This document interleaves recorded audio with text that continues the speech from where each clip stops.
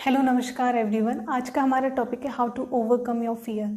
कई बार हमें कुछ चीज़ों को करने से बहुत ज़्यादा डर लगता है या फिर हम कोई स्टेप आगे फर्दर ले ही नहीं पाते हैं, किसी एक्ट को पर्टिकुलर परफॉर्म नहीं कर पाते हैं जस्ट बिकॉज हमारे अंदर उस चीज़ को लेके डर बैठा रहता है।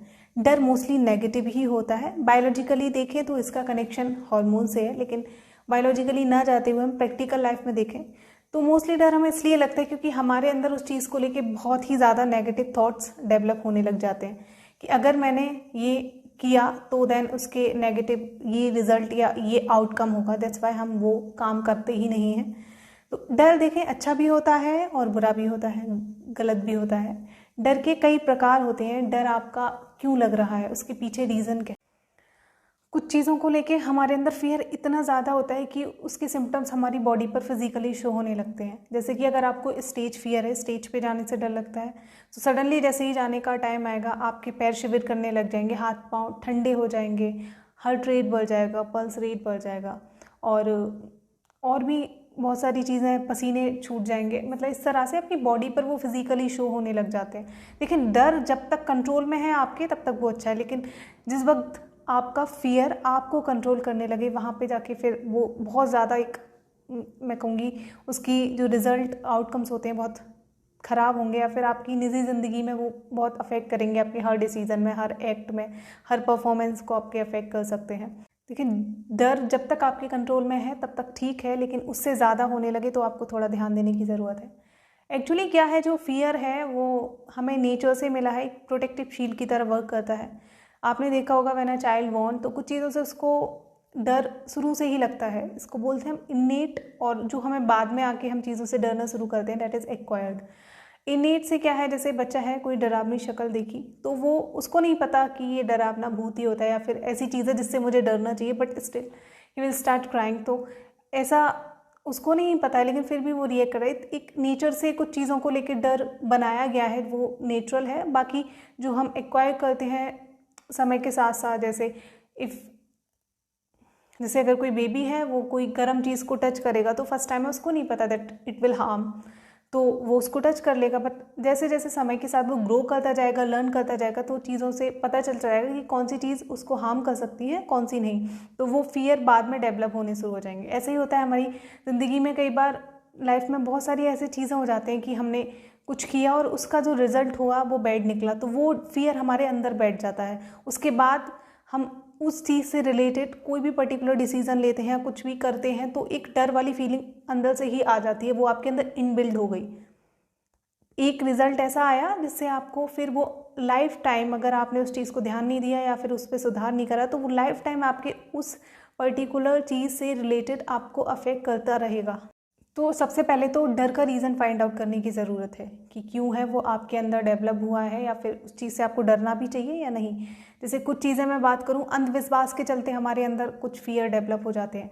जैसे मुझे अर्बन सोसाइटी का पता नहीं, but personally I belong to rural background. तो वहाँ पे ऐसा होता है कि अगर आपकी आँख फड़क रही है और या फिर आपको छींक आ रही है, उसके बाद से आप एकदम से कुछ करने जा रहे हैं तो वो वहाँ पे रुकना पड़ता है, बिकॉज ऐसा माना जाता है कि अगर अभी आप करते हैं तो फिर वो गलत ही होगा। छींक का आना संकेत है कि आपको नेचर ने बोला है आपको थोड़ा रुकना चाहिए या फिर ये काम आप ना करें। ऐसा ही सेम आंख फड़कने के केस में कॉन्सिक्वेंटली कई बार हो जाता है, चीज़ें मैच कर जाती हैं। जैसे अगर आपकी आंख फड़की तो कुछ गलती हो गया या फिर दायां बायां ऐसे करके कुछ होता है, तो वो फियर डेवलप हो गया। कितना सच है कितना नहीं है वो नहीं पता, लेकिन उनको एक हद से ज़्यादा उनमें बिलीव करते जाना, आप इतना अंधविश्वास में पड़ गए हैं कि हर चीज़ को करने से पहले आप इतना ज़्यादा सोचने लग गए हैं कि मतलब मैं नहीं करूँगी, अगर मुझे छींक आई तो अब मुझे नहीं करना है, फिर ऐसा हो रहा है तो अब ऐसा ही होगा। तो आप इतने नेगेटिव हो गए तो नहीं होना होगा, फिर हो जाएगा। तो उतना हावी नहीं होने दें किसी भी फियर को, और अंधविश्वासी तो बिल्कुल नहीं बने। एक आध बार ज़बरदस्ती करके देखें तो आपका अंधविश्वास दूर होगा कि नहीं ऐसा ज़रूरी नहीं होता, ऐसा होने से ऐसा ही होगा। तो फियर बहुत टाइप के होते हैं। आप किसी भी चीज़ को लेकर डेवलप, बुरे एक्सपीरियंसेस, बहुत सारे फियर डेवलप होते हैं। मोस्टली आजकल देखा जा सकता है फियर ऑफ रिलेशनशिप्स, मैरिज और एग्ज़ाम और लाइफ में फ्यूचर का फियर। तो ये सारे फियर ऐसे हैं कि आप डरते हैं कल में क्या होगा, आज से ज़्यादा कल में पहुंच जाते हैं और मेनली उसका बैड एक्सपीरियंस या तो वो खुद की लाइफ में आपके हुआ होगा या फिर आपने औरों की, जो आपके आसपास लोग हैं, उनको देखा होगा। तो आप वो चीज़ खुद नहीं करना चाहते हैं कि नहीं ऐसा हो गया तो क्या पता मे बी मेरे साथ भी ऐसा हो।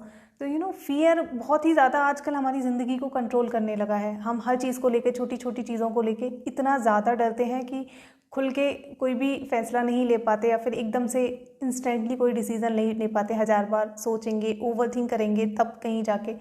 तो देखें, डर ठीक है, सोचना चाहिए, लेकिन इतना ज़्यादा नहीं, चीज़ों को करें। देखें, कई बार बैड एक्सपीरियंस हो जाते हैं, डजंट मीन कि ऐसा करने से ऐसा ही होगा। मेनली बहुत सारी चीज़ें उसके साथ होती हैं, ऐसा नहीं है सिर्फ ऐसा होने से ही ऐसा हुआ। तो बहुत सारी चीज़ें विद इन होती हैं, साथ में आती हैं, जिस वजह से शायद कुछ गलत हुआ हो। तो 10 लोगों के साथ अच्छा भी होगा डेफिनेटली, ऐसा मैं नहीं मानती कि उस चीज़ का जो रिज़ल्ट है, आउटकम है, हर किसी की लाइफ में नेगेटिव ही रहा हो। तो फियर को ओवरकम करना बहुत ज़्यादा ज़रूरी है। आजकल बहुत ही बड़ी प्रॉब्लम बनती जा रही है। ऐसा है कि मेरा पर्सनली मानना है कि डर आपको एक बार लगता है, अगर आप डर का सामना करते चले गए, उस फियर को आपको कि नहीं अब मुझे फेस करना है, तो एक डर कभी बार बार नहीं लग सकता। आप करके देखिएगा, किसी चीज़ को करने में डर लग रहा है, सपोज़ आपको ऊंचाई से डर लगता है, तो एक बार थोड़ा सा वो गट्स अपने अंदर लाके या डेवलप करके देखें कि अभी मुझे करना है तो करना है। मतलब कई बार ज़्यादा सोचना नहीं पड़ता, हमें नहीं सोचना चाहिए, क्योंकि सोचेंगे तो फिर नेगेटिव ही ब्रेन काम करता चला जाएगा। इसलिए बिना सोचे समझे जस्ट डिसीज़न लें, जस्ट एक्ट कर दें। जब आपका रिजल्ट उतना नेगेटिव नहीं होगा या फिर पॉजिटिव होगा जैसा आपने नहीं सोचा था, तो फिर आप आगे भी और भी ज़्यादा मोटिवेट होंगे उस चीज़ को करने को। तो पर्सनली मेरा तो यही मानना है कि एक डर आपको सिर्फ एक बार लगता है, या फिर आप उस डर का सामना करते जाते हैं तो धीरे धीरे वो चीज़ कम होने लग जाती है। तो डर से सिर्फ डर डर के ही भागना और किसी भी चीज़ को करना ही नहीं है, तब उससे पहले ही डर जाना है, तो ये गलत है। उस चीज़ को थोड़ा धीरे धीरे करके ओवरकम करना शुरू करें। एक दिन ऐसा आएगा, आपको खुद बिलीव नहीं होगा कि जिस चीज़ से मैं इतनी डरती थी और आज बिल्कुल भी ज़्यादा केक वॉक है मेरे लिए। सो आप ऐसा सोचें कि अगर मैं सिर्फ डरती ही रही और मैंने ऐसा नहीं किया या फिर इस एक्ट को नहीं किया, तो फिर क्या होगा, उसका वर्स्ट जो भी आपका आउटकम रिजल्ट हो सकते हैं वो सोच लें, और करने से जो पॉजिटिव है वो सोच लें, तो डर अपने आप दूर हो जाएगा। किसी भी चीज़ के भयानक बहुत ज़्यादा आउटकम्स होते हैं अगर हम समय पे फैसला नहीं करें या फिर समय पे हम उस चीज़ को परफॉर्म नहीं करें और डिसीज़न नहीं लेते हैं, तो बहुत ज़्यादा वर्स्ट रिजल्ट से जब आपको उस चीज़ का खौफ सताएगा तो आप डर को छोड़ के उन चीज़ों को करेंगे।